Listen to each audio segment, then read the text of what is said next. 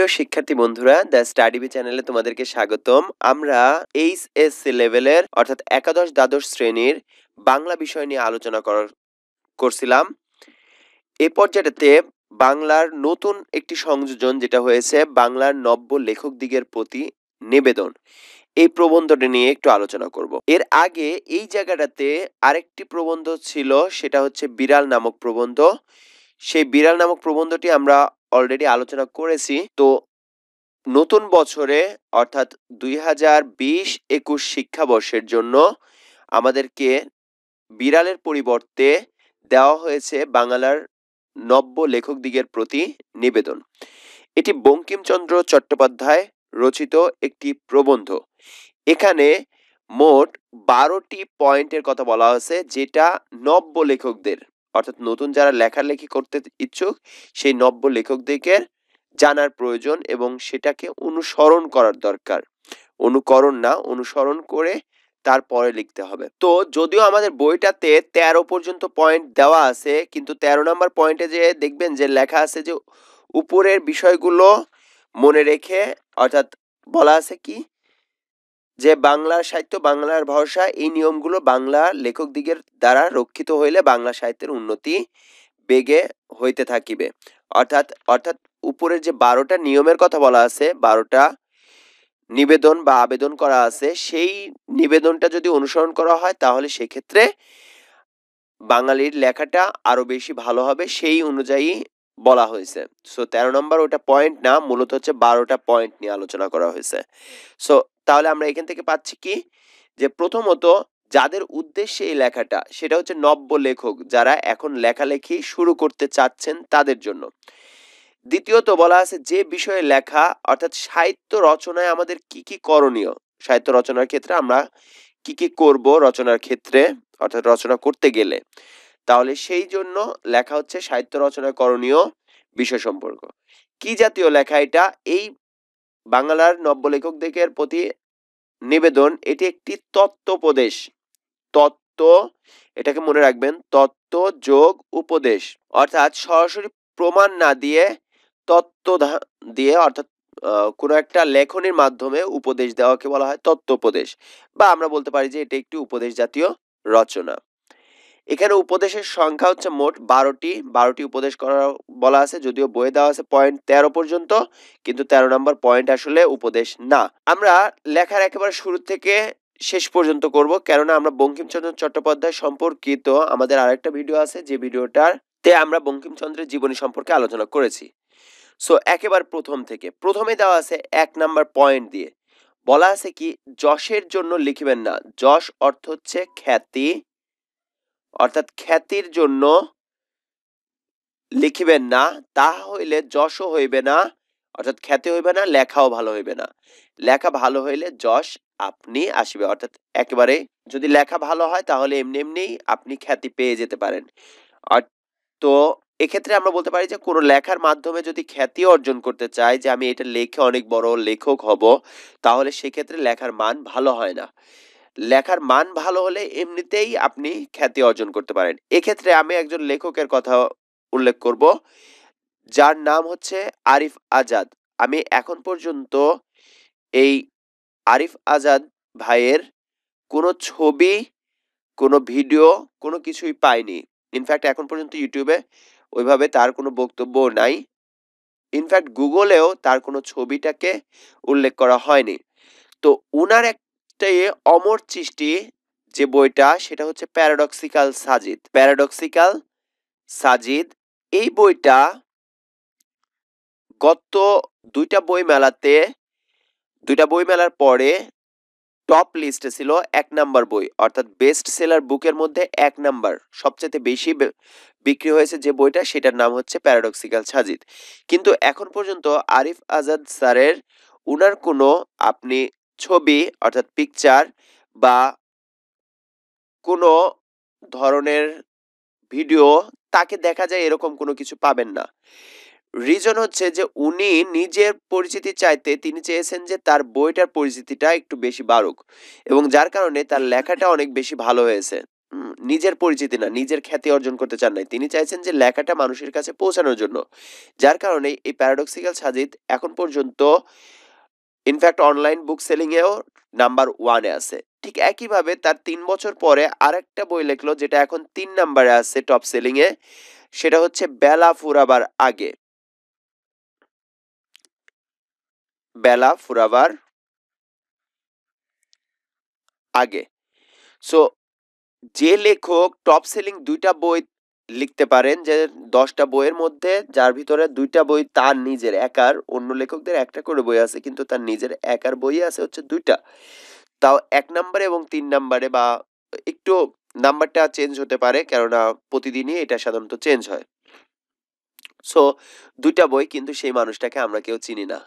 কখনো ফেসবুকেও দেখিনি, কখনো তার ছবিও দেখা হয়নি। তার মানে তিনি তার খ্যাতির জন্য লেখেননি, যার কারণেই তিনি আল্টিমেটলি কিন্তু সবার খ্যাতিটা, মানে সবার কাছ থেকে একটা প্রশংসা পেয়েছেন। সো তার মানে ১ম টা হচ্ছে খ্যাতির জন্য লিখিবেন না। আমরা প্রত্যেকটা পয়েন্টটাকে ছোট করে পরবর্তীতে লিখে দেব। আগে আমরা বর্ণনাটুকু আলোচনা করে নিই। ২য় যে পয়েন্টে বলা আছে, সেখানে বলা আছে যে টাকার জন্য লিখিবেন না। টাকার জন্য কেন লিখিবেন না? টাকার জন্য লিখিবেন না। ইউরোপে এখন অনেক লোক টাকার জন্যই লেখে এবং টাকাও পায়। লেখাও ভালো হয়। কিন্তু আমাদের দেশে আমাদের এখনো সেদিন হয় নাই। অর্থাৎ এখনো সেই সময়টা আসে নাই যে বাংলা সাহিত্য একেবারে খুব ভালো হয়ে গেছে, যার কারণে টাকার জন্য যেকোনো বই লেখা যায়। এ ধরনের এখনো সেই সময়টা আসেনি। এখন অর্থের উদ্দেশ্যে বা টাকার উদ্দেশ্যে যদি কোনো কিছু লেখা হয় তাহলে লোকরঞ্জন প্রবৃত্তি প্রবল হয়ে পড়ে। অর্থাৎ লোকরঞ্জন, এখানে যদি আমরা শব্দের অর্থ বলি, লোকরঞ্জন মানে হচ্ছে মানুষ দেখানো। অর্থাৎ মানুষকে দেখানো। লোকরঞ্জনের পাশে লেখেন মানুষকে খুশি করার জন্য বা মানুষকে দেখানোর জন্য। লোকরঞ্জন বলতে বোঝা যাচ্ছে মানুষকে খুশি করার জন্য, খুশি করবার জন্য।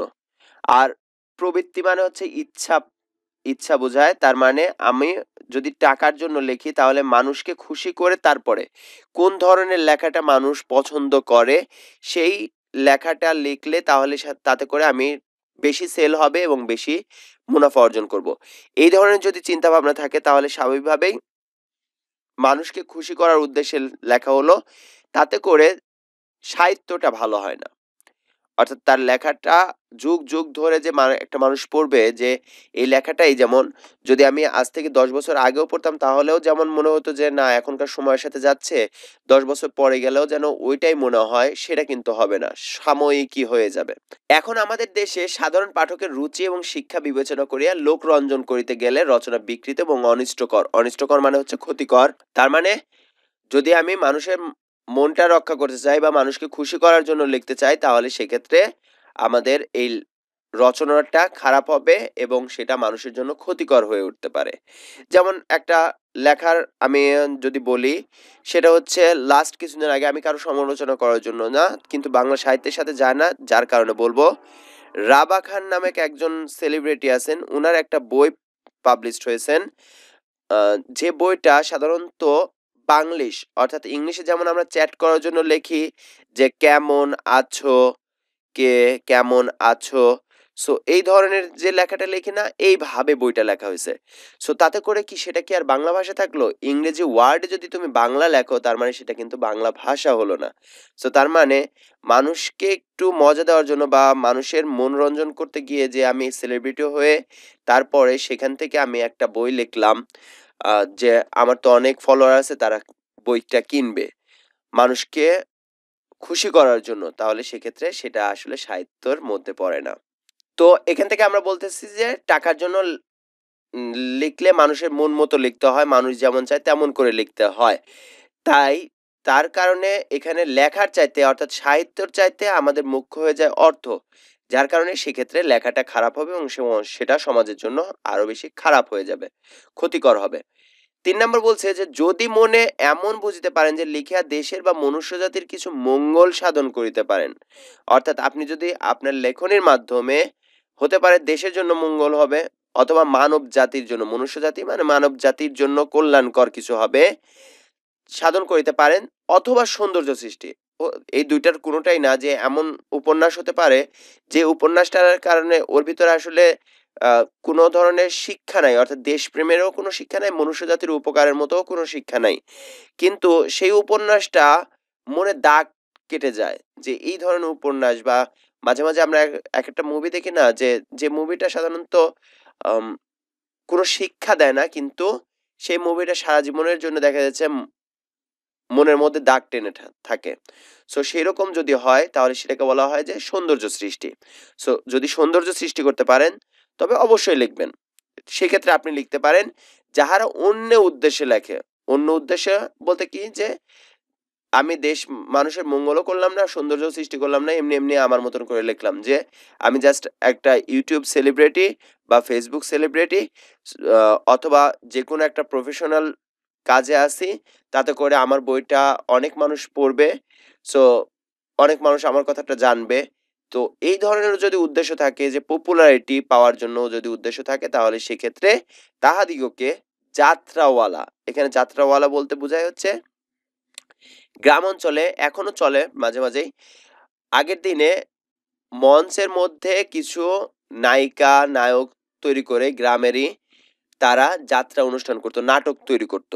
তো সেই নাটক বা যাত্রা অনুষ্ঠানটা সবাই মিলে দেখতো এবং সবাই তাদেরকে যাত্রার নায়িকা বা যাত্রাওয়ালা বলতো। অর্থাৎ নিচু জাত বুঝাতে, অর্থাৎ নিচু মনের বা আ নিচু ব্যবসায়ী বা নিচু নায়িকা, যেভাবে আমরা নিই যাত্রাওয়ালা, অর্থাৎ গ্রামে নাটক প্রদর্শনকারী কোনো মেয়ে বুঝাতে নিজ ব্যবসায়ীদিগের সঙ্গে গণ্য করা যাইতে পারে। অর্থাৎ ছোট বুঝাইছে যে নরমালি একটা নায়িকাকে চিন্তা করুন এবং তার সাথে আপনি চিন্তা করুন হচ্ছে গ্রামের যাত্রাপালার একটা নায়িকা। তো স্বাভাবিকভাবেই একটা চিত্রনায়িকা যদি আমি বলি যে সাপোজ মনে করুন যে পূর্ণিমার সাথে আমি কাউন্ট করলাম যাত্রাপালার গ্রামের কোনো যাত্রাপালার কোনো একটা মেয়ে হতে পারে যে যেকোনো একটা নাম, রানী। তো সেক্ষেত্রে স্বাভাবিকভাবে পূর্ণিমা হচ্ছে বাংলা সাহিত্য আর রানী হচ্ছে যেটা আপনি লোক দেখানোর জন্য, মানুষকে দেখানোর জন্য করতেছেন সেটা হচ্ছে রানী। সো স্বাভাবিকভাবেই অবশ্যই আপনি যদি পূর্ণিমার মতন এরকম করতে চান তাহলে স্বাভাবিকভাবে আপনাকে ওই ধরনের লেখাটা তৈরি করতে হবে। যাহা অসত্য, ধর্মবিরুদ্ধ, পরনিন্দা বা পরপীড়ন বা স্বার্থ সাধন যাহার উদ্দেশ্য। এখানে কয়েকটা কথা বলা আছে। অসত্য মানেই হচ্ছে মিথ্যা তা কিন্তু না। অসত্য মানে হচ্ছে সত্য গোপন করা। তো অসত্য মানেই হচ্ছে মিথ্যা তা না। অসত্য মানে হচ্ছে যা সত্য নয়, কিন্তু সেটা হতে পারে যে মিথ্যাও হতে পারে আবার মিথ্যা নাও হতে পারে। তো যেমন মনে করুন যে কেউ আমাকে এখন ফোন দিয়ে বলল যে, "আপনি কোথায়?" আমি বললাম, "আমি বাসায়।" এখন সে চিন্তা করতে পারে কি যে আমি ঢাকার বাসায়, অথবা সে চিন্তা করতে পারে যে আমি গ্রামের বাসায়। যদি আমার গ্রামের হয়ে থাকে তাহলে সে চিন্তা করবে আমার গ্রামের বাসায়। এখন আমি যদি ঢাকায় থেকে যদি বলি যে আমি বাসায়, সে আমার বাসায় এসে মানে গ্রামের বাড়িতে এসে যদি দেখে যে আমি নেই, তাহলে সেক্ষেত্রে প্রশ্ন করবে, "আমি তো আপনার বাসায় গেছিলাম, আপনাকে তো পাইলাম না।" তখন আমি আবার কি উত্তর দেব? যে আমি তো ঢাকার বাসাতে। তো এতে করে আমি কিন্তু মিথ্যা বলিনি ১ম বারে। মিথ্যা বলিনি, কিন্তু আমি একেবারে 100% সত্যও বলিনি। আমি অসত্য বলছি। অর্থাৎ সত্যটাকে লুকায়া রাখছি। একটু গোপন রেখে তার সাইড দিয়ে অন্য কথা বলছি। তো সেটাই যে যাহা অসত্য, সরাসরি মিথ্যা বলছে না। ধর্মবিরুদ্ধ, যেকোনো ধর্ম হতে পারে। যেকোনো ধর্মের বিরুদ্ধে যে লেখাটা হয়ে থাকে। সাধারণত এখন আমরা একজন লেখিকার নাম জানি, যেটা হচ্ছে তসলিমা নাসরিন। যার মূল থিমটাই থাকে হচ্ছে যে ইসলাম ধর্মকে খাটো করে তারপরে লেখাটা লেখা। তো এইজন্য এই যে ধর্মবিরুদ্ধ লেখা, তার মানে এটা সাহিত্যের মধ্যে, মানে সাহিত্য লেখার ক্ষেত্রে এই জিনিসটা যেন অনুসরণ করা না হয়। ধর্মবিরুদ্ধ, পরনিন্দা, অর্থাৎ একজনকে হিংসা করে হোক সেটা দলগতভাবে অথবা ধর্মগতভাবে কোনো মানুষকে নিন্দা করে তার এগেইনস্ট এ কোনো একটা বই লিখলাম। আ মনে করুন যে বিএনপি পন্থী কেউ একজন শেখ মুজিবের নামে কোনো বানোয়াট কোনো কথা বলে সেক্ষেত্রে বইটা রচনা করলো। অথবা ঠিক আওয়ামী লীগপন্থী জিয়াউর রহমানের নামে যদি কোনো কিছু বানোয়াট বা কোনো কিছু তার নিন্দা করে কোনো একটা বই লেখে। তো সেই জন্য বলছে পরনিন্দা বা পরপীড়ন। পরপীড়ন বলতে অন্যের কষ্টে পরপীড়ন মানে হচ্ছে অন্যের গুণকীর্তন করে বা স্বার্থ সাধন অর্থাৎ যে কোনো একটা স্বার্থের উদ্দেশ্যে যদি কোনো লেখা হয় সে সকল প্রবন্ধ কখনো হিতকর হইতে পারে না। অর্থাৎ কখনো হিতকর মানে হচ্ছে কল্যাণকর, কারোর জন্য মঙ্গলজনক বা কল্যাণকর হতে পারে না। সুতরাং তাহা একেবারেই পরিহার্য, সেগুলো একেবারেই ত্যাগ করতে হবে। সত্য এবং ধর্মই হচ্ছে সাহিত্যের উদ্দেশ্য। অর্থাৎ যে কোনো সত্য কথা, সত্য বিষয় এবং ধর্মটাই হচ্ছে সাহিত্যের উদ্দেশ্য থাকে। অন্য উদ্দেশ্যে লেখনী ধারণ হচ্ছে মহাপাপ। ৫ নাম্বার বলছে যাহা লিখিবেন তাহা হঠাৎ ছাপাইবেন না। অর্থাৎ আজকে আমি একটা গল্প লিখলাম, মনে করলাম যে না এটা তো খুব ভালো হয়েছে, আজকেই ছাপাই দিলাম। না, কিছুকাল ফেলিয়া রাখিবেন, সেটাকে কিছুদিন রেখে দেন। কিছুকাল পরে উহা সংশোধন করিবেন। অর্থাৎ এরপরে আপনি পড়ার পর মনে হতে পারে যে এখানে এই বিষয়গুলো উপস্থাপন করতে হবে অথবা এইগুলো বাদ দিলেও হয়। সেক্ষেত্রে সংশোধন করবেন। তাহা হইলে দেখিবেন প্রবন্ধে অনেক দোষ আছে। তখন মনে হবে যে না এই কথাটা বলা ঠিক হয় নাই, এই শব্দটা ব্যবহার করা ঠিক হয় নাই। তখন অনেক দোষ খুঁজে পাবেন। কাব্য, নাটক, উপন্যাস ২-১ বছর ফেলিয়া রাখে তারপরে সংশোধন করলে বিশেষ উৎকর্ষ লাভ হয়। উৎকর্ষ মানে হচ্ছে উন্নতি। অর্থাৎ যদি আপনি কোনো কবিতা, কোনো নাটক অথবা কোনো উপন্যাস যদি ২-১ বছর ফেলে রাখেন তাতে করে মনে হয় যে পরবর্তীতে পড়ার সময় যদি মনে হয় যে না এখনকার সময়ের সাথে তো যাচ্ছে না, তার মানে সেখানে আপনাকে সংশোধনী করতে হবে। যেহেতু সংশোধন করতে হবে তার মানে সংশোধন করলে দেখবেন যে ওইটা আস্তে আস্তে আরো সুন্দর হয়ে যাবে। যাহারা সাময়িক সাহিত্যের কার্যে ব্রতী, সাময়িক সাহিত্য বলতে এখন লিখে এখনই প্রকাশ করা হয়, তাহাদের পক্ষে এই নিয়ম রক্ষাটি ঘটিয়া ওঠে না।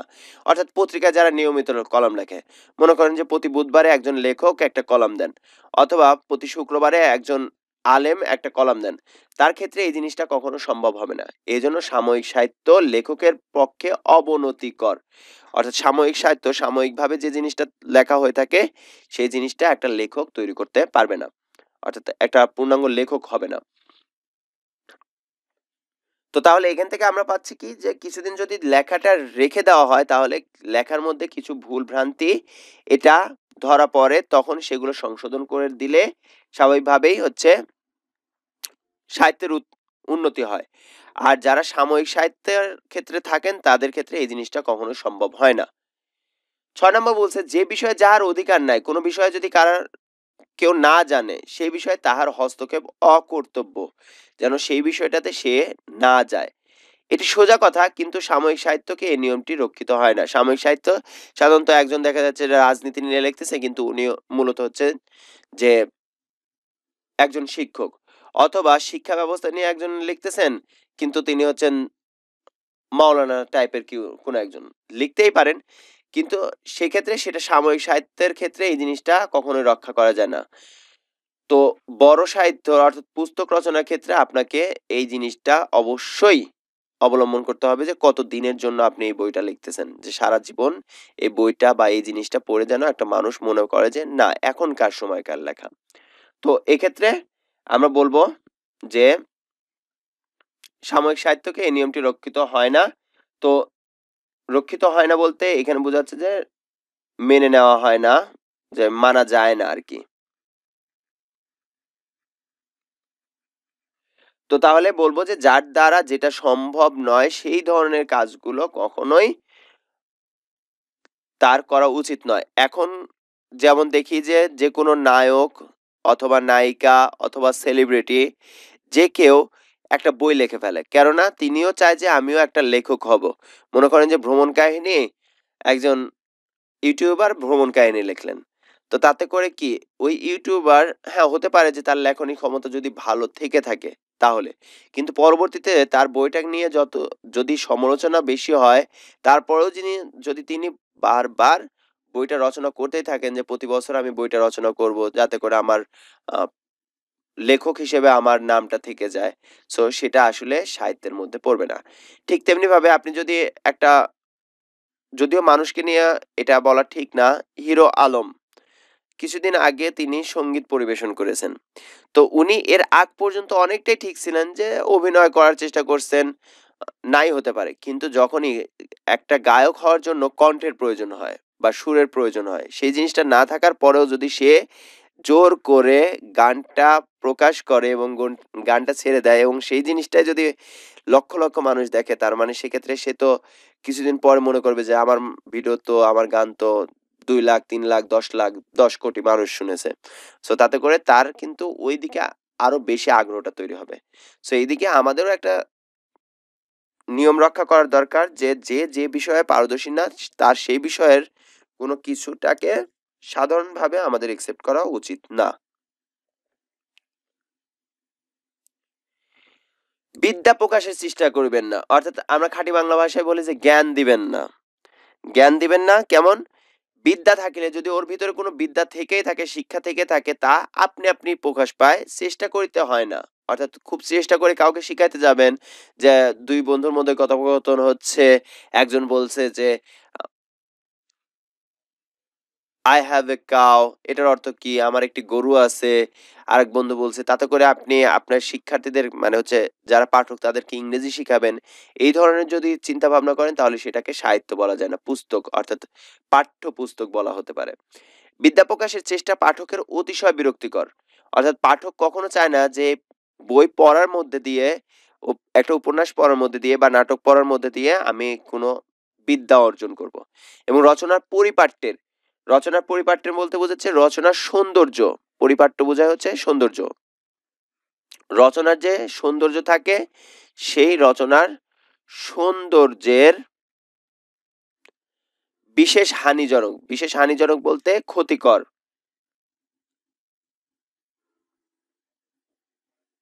অর্থাৎ রচনার সৌন্দর্যের জন্য এটা ক্ষতিকর। এখনকার প্রবন্ধে বলছে যে ইংরেজি, সংস্কৃত, ফরাসি, জার্মান কোটেশন বড় বেশি দেখিতে পাই। অর্থাৎ অনেকেই লেখার মাঝখানে ইংলিশ 2টা লাইন দিয়ে দেয়, সংস্কৃত একটা লাইন দিয়ে দেয়, সংস্কৃততে এটা বলা আছে, ফরাসিতে এটা বলা আছে, অনেক বেশি ব্যবহার করতে চায়। যে ভাষা আপনি জানেন না, অর্থাৎ ওই ভাষা সম্পর্কে যেহেতু আপনি জানেন না, তাহলে পরের গ্রন্থের সাহায্য সেই ভাষা হইতে কদাচ, কদাচ এর অর্থটা হচ্ছে, কদাচ মানে কদাচিৎ আমরা বলি, তো একেবারেই কম, খুব ন্যূনতম, একেবারেই কম উদ্ধৃত করবেন। অর্থাৎ খুব যে যেখানে একেবারেই প্রয়োজন দিতেই হচ্ছে তখন আপনি উল্লেখ করতে পারেন। কিন্তু বারবার ওই কথাগুলো যদি উপস্থাপন করেন তাতে করে মানুষ মনে করবে যে আমাকে শিখাচ্ছে, অমুক ভাষা শিখাচ্ছে, তমুক জিনিসটা শিখাচ্ছে। তো পাঠক ওই জিনিসটাকে ভালোভাবে নেয় না। তো এই পয়েন্টটার ক্ষেত্রে আমরা বলতে পারি কি যে যে সকল ভাষা বা শব্দ সাধারণ মানুষের বুঝতে সমস্যা হয় তা না ব্যবহার করে অযথা কোনো শিক্ষা দেওয়া থেকে আমাদেরকে বিরত থাকতে হবে। 8ম নাম্বার পয়েন্ট, অলংকার প্রয়োগ বা রসিকতার জন্য চেষ্টিত হইবেন না। অর্থাৎ অলংকার প্রয়োগ বলতে বোঝায়, অলংকার প্রয়োগ মানে হচ্ছে বা রসিকতা, কোনো কিছু দিয়ে আপনি ব্যঙ্গ করতে চাইলেন বা রসিকতা করতে চাইলেন, সে যার জন্য খুব বেশি পারাপারি করবেন না যে আমি এখানে রসিকতা করেই ছাড়বো। স্থানে স্থানে অলংকার বা ব্যঙ্গের প্রয়োজন হয় বটে। অনেক সময় দেখা যাচ্ছে এখানে একটা ব্যঙ্গ করার প্রয়োজন হয়, লেখকের ভান্ডারে সেই জিনিসটা থেকেই থাকে যে কি ধরনের কথা বললে পারে এখানে ব্যঙ্গ তৈরি হয়। প্রয়োজন মতে আপনিই আসিয়া পৌঁছাবে, অর্থাৎ যখন যেটা দরকার হবে নিজের মাথাতে এমনিতেই চলে আসবে, ভান্ডারে না থাকলে মাথা কুটিলেও আসবে না। যদি মাথা ঠুকেনও যে একটা তৈরি করি এটা কখনোই আসবে না। অসময়ে বা শূন্য ভান্ডারে অলংকার প্রয়োগ বা রসিকতার চেষ্টা করলে কদর্য আর কিছুই হয় না। অর্থাৎ কদর্য এর অর্থটা লিখে রাখেন কুৎসিত।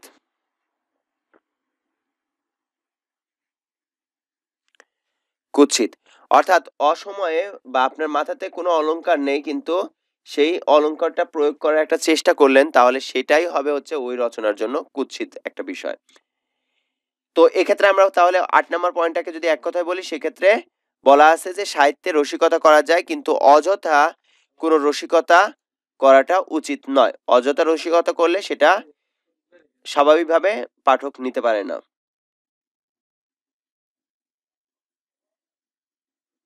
আর সেটা অযথা রসিকতা সাহিত্যের জন্য খারাপ দেখায়। 9 নম্বর পয়েন্টটাতে বলা আছে যে স্থানে অলংকার বা ব্যঙ্গ বড় সুন্দর বলিয়া বোধ হইবে। অলংকার মানে হচ্ছে যা, যেটার মাধ্যমে সাহিত্যটা সুন্দর হচ্ছে সেটাকে বলা হচ্ছে অলংকার।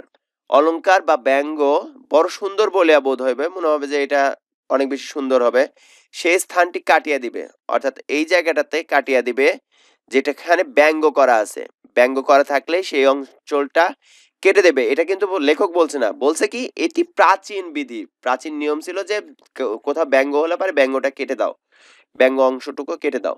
আমি সে কথা বলি না, লেখক সে কথা বলছে না, কিন্তু আমার পরামর্শ এই যে সে স্থানটি বন্ধুবর্গকে পুনঃ পুনঃ মানে বারবার বারবার পুনরায় পুনরায় বারবার পড়িয়া শোনাইবে। অর্থাৎ একই কথাটা বারবার যখন পড়ে শোনাবা তারপরেও যদি তারা সেটাতে হাসি পায়, হাসি হাসতে থাকে, তাহলে সেই কথাটা তুমি লিখতে পারো। আর যদি এইটা ২-৪ বার পড়ার পর তোমার নিজেরই মনে হয় যে না এটাতে আসলে তেমন কিছু নাই, লজ্জা বোধ হয়, তাহলে সেই অংশটুকু কেটে দেবা। সো সেটাই বলছে, যদি ভালো না হইয়া থাকে তবে ২-৪ বার পড়িলে লেখকের নিজেরই আর উহা ভালো লাগবে না। তখন বন্ধুবর্গের নিকট পড়িতে লজ্জা করিবে, তখন উহা কাটিয়ে দিবে, তখন ওই ব্যঙ্গটা আর না করে কেটে দিতে হবে। তাহলে ৯ নম্বর পয়েন্টটাকে যদি আমি এক কথায় বলি তাহলে বলবো যে কোনো কৌতুক বা রসিকতা লিখে বারবার পড়ে শোনাতে হবে। যদি তাতে নিজের কাছে লজ্জা না লাগে তাহলে সেক্ষেত্রে তা রাখতে পারে, আর যদি লজ্জা লাগে তাহলে সেই অংশটুকু বাদ দিয়ে দিতে হবে। ১০ নম্বর বলছে যে সকল অলংকারের অর্থাৎ সকল সৌন্দর্যের শ্রেষ্ঠ সৌন্দর্য হচ্ছে সরলতা। সাহিত্য রচনার মূল সৌন্দর্যই হচ্ছে সরলতা। যিনি সোজা কথায় আপনার মনের ভাব সহজেই পাঠককে বুঝাইতে পারেন, সহজ ভাষা ব্যবহার করে, তিনিই হচ্ছেন শ্রেষ্ঠ লেখক। এই জন্য দেখবেন কি আমরা হুমায়ুন আহমেদ স্যারের লেখাটা অনেক বেশি গ্রহণ করি, কারণ এটা সবার বয়সী, সব বয়সী মানুষের সাথে আসলে যায়, কেন সহজ সরল ভাষাতে লেখা আছে, বুঝতে অসুবিধা হয় না। যার কারণে এখন পর্যন্ত দেখা যাচ্ছে বাংলা সাহিত্য যদি আমরা চিন্তা করি, পুরাতন লেখক বাদ দিয়ে সমসাময়িক কিছু লেখকের যদি কথা বলি, যদিও হুমায়ুন আহমেদ স্যার মারা গেছেন, তারপরও দেখা যাচ্ছে যে হুমায়ুন আহমেদ স্যারকে আমরা অন্যতম শ্রেষ্ঠ লেখক বলি। কেননা লেখার উদ্দেশ্য পাঠককে বোঝানো, অর্থাৎ পাঠককে বোঝানোই হচ্ছে লেখার উদ্দেশ্য। তো আপনি যত সহজ করে পাঠককে বুঝাইতে পারেন।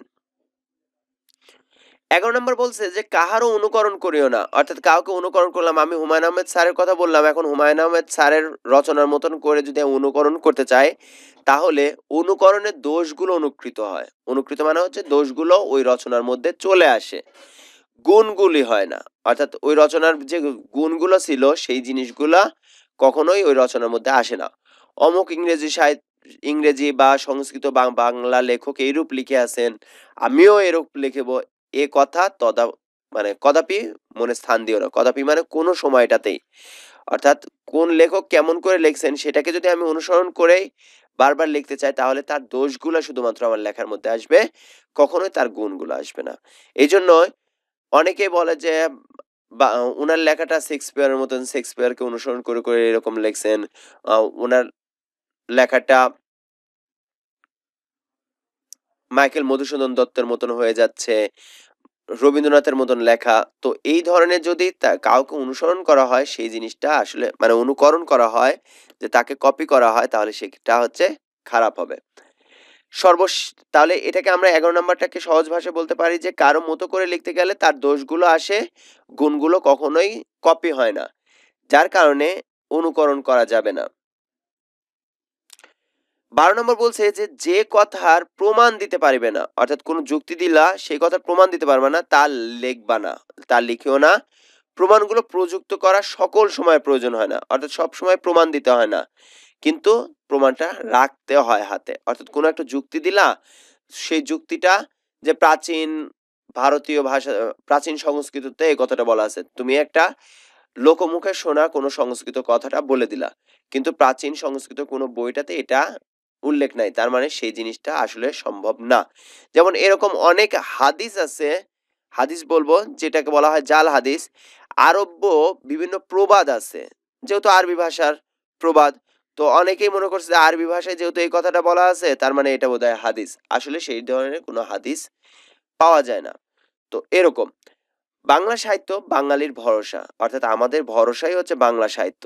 এই নিয়মগুলো যদি বাংলা লেখক দিকের দ্বারা রক্ষিত হয়, এই নিয়মগুলো যদি মেনে চলা হয়, তাহলে বাংলা সাহিত্যের উন্নতি বেগে হইতে থাকিবে, অর্থাৎ খুব দ্রুত হতে থাকবে। বেগে হইতে থাকবে মানে খুব বেগে যাচ্ছে। সো উন্নতি বেগে মানে হচ্ছে উন্নতি খুব দ্রুত হতে থাকবে। তো এই রচনাটা বঙ্কিম রচনাবলী প্রথম খণ্ড থেকে নেওয়া। এটা সাহিত্য সংসদ থেকে প্রকাশিত, কলকাতার ৬ষ্ঠ মুদ্রণ, এবং সেটা প্রকাশিত হয় ১৪১৭ সালে। সো এই ১২টা পয়েন্টের কথা বলা আছে। আমরা একটু এক নজরে দেখে নেব ১২টা পয়েন্ট কি বলছে। এক নজরে ১২টি উপদেশ: খ্যাতির জন্য লেখা যাবে না, টাকার জন্য লেখা যাবে না, মানব কল্যাণ বা শিল্প সৌন্দর্যের জন্য লিখতে হবে, অসত্য, ধর্মবিরুদ্ধ, পরদোষ, অন্যের স্বার্থ বা কাউকে সমর্থন করে লেখা যাবে না, লেখার সাথে সাথে না ছাপানো যাবে না, কিছুদিন রেখে দিতে হবে, যে বিষয়ে ধারণা নেই তা নিয়ে লেখা যাবে না, অযথা বিদ্যা প্রকাশ করা যাবে না, অযথা রসিকতা করা যাবে না, ব্যঙ্গ করলে তা বারবার শুনায়া দেখতে হবে যে এটা ঠিক আছে কিনা, সহজ সরল ভাষায় লিখতে হবে, কাউকে অনুকরণ করা যাবে না এবং যুক্তি দিয়ে লেখা। তো এখানে পজিটিভ সাইড গুলো বলছে যে কি কি করতে হবে। করতে হবে এর মধ্যে যদি আমি বলি, একটা, শিল্প সৌন্দর্যের জন্য লিখতে হবে, তারপরে হচ্ছে সহজ সরল ভাষায় লিখতে হবে এবং যুক্তি দিয়ে লিখতে হবে। ৩টা বলছে আপনাকে হ্যাঁ সূচক কিছু কথা, যে এগুলো করতে হবে। আর না করার জন্য বলছে বাকি ৯টা, যে যে জিনিসগুলো করা যাবে না। তো আশা করি আমাদের লেকচারগুলো আপনাদের ভালো লেগে থাকে। যদি ভালো লেগে থাকে তাহলে পরবর্তীতে আমরা কোন প্রবন্ধ বা কোন কবিতা নিয়ে আলোচনা করব আপনারা একটু জানাবেন। শেষ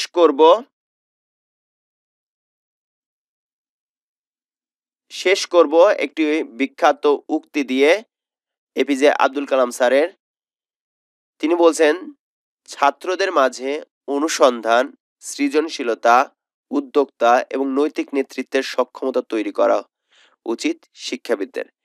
একজন শিক্ষাবিদ বা একজন শিক্ষক তিনি বুঝবেন যে তার শিক্ষার্থীটা কোন লেভেলটাতে গেলে পারে ভালো হয়, কোন দিকে গেলে তার নিজের দিকের চাহিদাটা পূরণ না করে, যে আমি সায়েন্স নিলে পারে বেশি পড়বে, বেশি প্রাইভেট পড়বে, যার কারণে স্টুডেন্টের উপর চাপাই দিলাম যে সায়েন্স নাও, বা আর্টস হলে পারে স্বাভাবিকভাবে পড়তে পারবে না।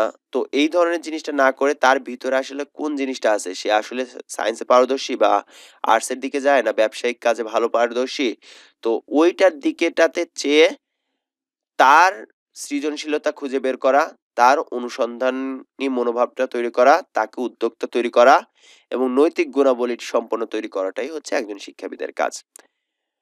এর পরিপ্রেক্ষিতে একটা কথা বলতেই হয়, অনেকে আমাকে অনেক বেশি এসএমএস দিচ্ছে যে ভাইয়া অ্যাসাইনমেন্ট করে দেন না কেন? আমি জানি যে এই মুহূর্তে যারা অ্যাসাইনমেন্ট দিচ্ছে ইউটিউবে খুব বেশি ভিউজ হচ্ছে এবং খুব অল্প দিনের মধ্যে দেখা যাচ্ছে লাখখানেক সাবস্ক্রাইবার হয়ে যাচ্ছে। কিন্তু ব্যাপারটা হচ্ছে যে এতে করে আমি শিক্ষার্থীটাকে শিক্ষা দিচ্ছি যে কপি পেস্ট করো, অর্থাৎ নকল করো। আপনাকে এই জিনিসটা দেওয়া হয়েছে, আপনি একটা বছর ঘরে বসে থেকে কি পড়াশোনা করছেন তার আলোকে আপনি আপনার অ্যাসাইনমেন্টটা তৈরি করবেন।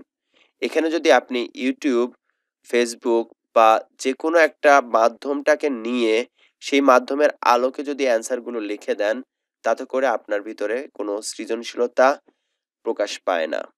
আপনি তাকে উদ্যোক্তা হতে দিচ্ছেন না এবং তার নৈতিক যে গুণটা, তাকে আপনি ১ম এই নেগেটিভলি একটা দিকে ঠেলে দিলেন, কি যে নকল করো। এভাবে হোক, অর্থাৎ যখনই সুযোগ পাচ্ছ নকল করতেছো। ইউটিউব বা ফেসবুক যেকোনো জায়গা থেকে তুমি দেখে উত্তর করছো, তার মানে হচ্ছে তোমাকে নকল করতে সহায়তা করছে। সো আমি অনেক বেশি অনুরোধ থাকবে আমার শিক্ষার্থীদের উপর, যেন তারা এই দিকটাতে না ঝোঁকে। কেননা একটা জাতি শিক্ষিত করতে হলে তার পূর্ব শর্তটাই হচ্ছে নকল মুক্ত থাকতে হবে আগে। অনেক জ্ঞান দিয়ে ফেলছি, উচিত হয়নি হয়তোবা। ধন্যবাদ সবাইকে। আসসালামু আলাইকুম ওয়া রাহমাতুল্লাহ।